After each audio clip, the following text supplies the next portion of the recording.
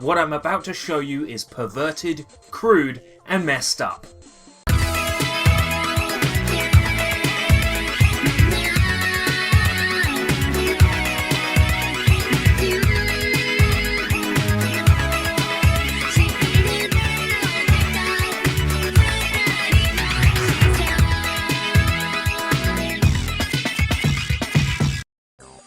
This is Dancing Eyes. It is an arcade game developed by Namco of all people, and released in Japan in 1996. The easiest way to describe it is to just come out and say it. In Dancing Eyes, you use your trained monkeys to undress women. Yup, we're back in that territory. They seem to be enjoying it though, although I can't actually tell. So you're in control of a group of little monkeys, and you run around and wrap around the object or person you're trying to strip. By holding down a button, you can draw lines around the panels obscuring the subject. Every time you successfully draw around a panel, you reveal more of the subject underneath.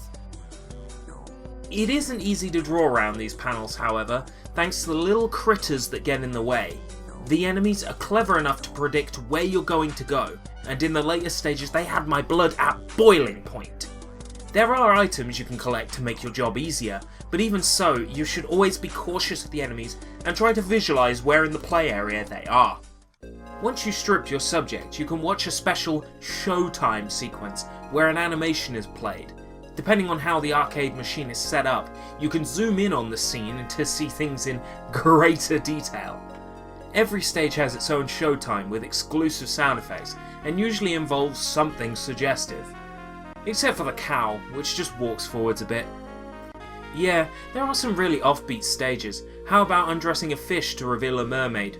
Or undressing a pupa to reveal a bee lady? There is a kids mode which makes only the joke stages playable and not the normal stages, so if you want zany, flick that switch. If you successfully beat 15 stages, you will have completed Dancing Eyes. For the first 13 stages, you'll have a choice of which stage you'll play by selecting from a roulette, so there's some variety. The last two stages are excluded from the roulette, and once beaten they mark the end of the game. These two stages will be the most taxing of them all, and you will use many continues. It saddens me that the PlayStation 3 remake was quietly cancelled. I had my eyes on that version for some time, and even more so now that I actively use the Japanese PlayStation Store. It looked to be the same game but on a larger scale, with full high-definition graphics. This included brand new models, textures, modes and music. Namco has done their utmost to make it as though the trailer has disappeared from the internet, but I've still managed to find it. So why am I so peeved? Well, compare this to this. A full high-definition remake. I'd have bought that. Because Dancing Eyes has never seen a console release, the only place to play this game is in a Japanese arcade or on your computer using an arcade machine emulator. Seeing as Namco has effectively given up on this game, I believe there is no harm in giving this game a playthrough on an emulator. Hey Namco, if you disagree with me, deliver that f***ing PS3 version. Dancing Eyes is an enjoyable game, but I find it very hard to explain why. I suppose it is all due to the well-balanced gameplay, the joke stages and the charming graphics. It isn't a game that will blow you away, but the mechanics are sound and everything works pretty well. I have been completely impressed by it. It's a light, roughly 1 hour, silly little game. But it also has heaps of replay value, contains excellent game design, and is competently made. I recommend it. I'll see you on the next Sushi Bites. I can't think of a funny joke to end this one. Look, it's a monkey undressing a person. Like, I've got nothing.